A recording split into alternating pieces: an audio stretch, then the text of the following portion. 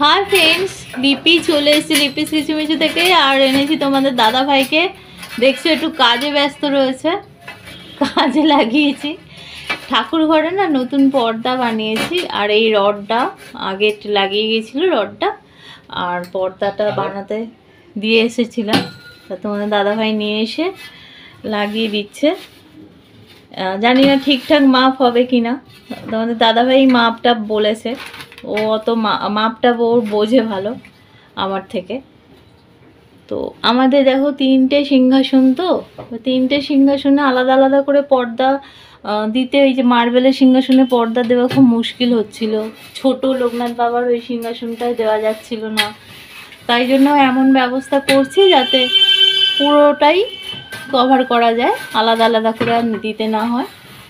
তাই একটা মানে শয়ন দেওয়ার সময় জাস্ট এটা টেনে দিলে যেহেতু হয়ে যাবে, সেইভাবে দিচ্ছি। প্রথমে যে স্প্রিং দিয়ে করেছিলাম, স্প্রিংয়ে কি হয়, ঝুলে যায় পর্দাগুলো, টান টান থাকে না, দেখতেও খারাপ লাগে। তো স্প্রিংটা খুলে দেবো রয়েছে, তারপরে এই রডের সিস্টেম করছি। আর সাদা করেছি ঠাকুরঘর বলে, আর ইচ্ছে আছে পুরো ঠাকুরঘরটা সাদা রং করার। যখন করেছিলাম তখন সাদাটাই করার ইচ্ছে ছিল, এই রংটা ছিল বলে তখন বেছে এটা দিয়ে দেওয়া হয়েছিল। তো ঠাকুরের ইচ্ছা হলে আবার হবে রং, পর্দা হলো যেমন। তো আমি কুচি টুচি দিয়ে বানিয়ে দিতে বলেছিলাম, তাই করেছে। যেই দোকান থেকে আমি তোমাদের সাথে শেয়ার করি না, ওই যে ওয়েডিং স্টোরসটা, সেখান থেকেই বানিয়েছি। তো একদম ফিটিংস করে নিয়ে তোমাদের আবার শেয়ার করছি, তারপর তোমরা বলবে কেমন হয়েছে। তো দেখো, এই আমার ঠাকুর ঘরের পর্দা। এই যে নিচে এরকম কুচি দিতে বলেছিলাম, কুচি দিয়ে দিয়েছে ওই ভাই। আর একটু ফাঁকা রাখতে বলেছিলাম একদম, যাতে নিচে না লুটায়। তো একদম ঠিকঠাক করে দিয়েছে। আর তোমাদের দাদা ভাইয়ের মাপ একদম ঠিকঠাক। আর এটা কটন কাপড়। কত করে মিটার নিয়েছিল আমি ভুলে গেছি, যাই হোক।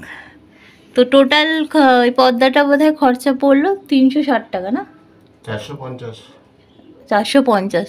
হ্যাঁ 450। আর রডের দাম আমি জানি না, রড মজুরি নিয়ে ওই 600-700 টাকার মধ্যে হয়ে গেছে আর কি। তো চলো একবারে দেখো দেওয়া হয়ে গেল, তাহলে সব সিংহাসনই মানে শয়ন দেওয়া হয়ে গেল ঠাকুরকে, আর পুরো ঢাকাও হয়ে গেল। আর আমার ঠাকুর ঘরে অনেক লাইট আছে, এখানে একটা আছে। এবার তোমরা বুঝতে পারবে। নাবি, দাঁড়াও নিবে দেখাই। খালি সিঁড়িটাই একটু উঠতে কষ্ট হয় যেহেতু।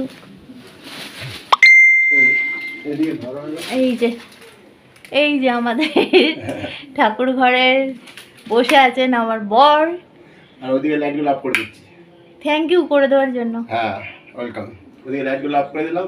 হ্যাঁ, এবার গোপাল সব ঠাকুর ঘুমাবে, কেউ ডিস্টার্ব করবে না, পুরো অন্ধকার। এই যে, কারণ হরি ভীষণ ঠাকুর ঘরে গিয়ে ডিস্টার্ব করে, পর্দাটা টাঙালে মনে হয় করবে না। বলতে বলতে হরি আমার মাথায় চলে এসছে, তোমার সাথে শেয়ার করছি। দাঁড়াও দাঁড়াও, ওর সব কিছুতে দেখো। তোমাদের দিদির মাথায় হরি চলে এসছে। হরির নাম নাও তো, হরি হারি। হরি হরি ঠাকুরঘরের পর্দা পড়ে গেছে, ঠাকুরঘরের পর্দা দিয়ে দিয়েছি, আর হরি ডিস্টার্ব করতে পারবে না। হরি খুব চালাচ্ছিল গোপালের, কখন চুল ধরে এ ধরে, আমি তাই জন্য ঢেকে দিয়েছি। পর্দা টপকে ওদিকে যেতে চায় না সহজে। ঠিক আছে।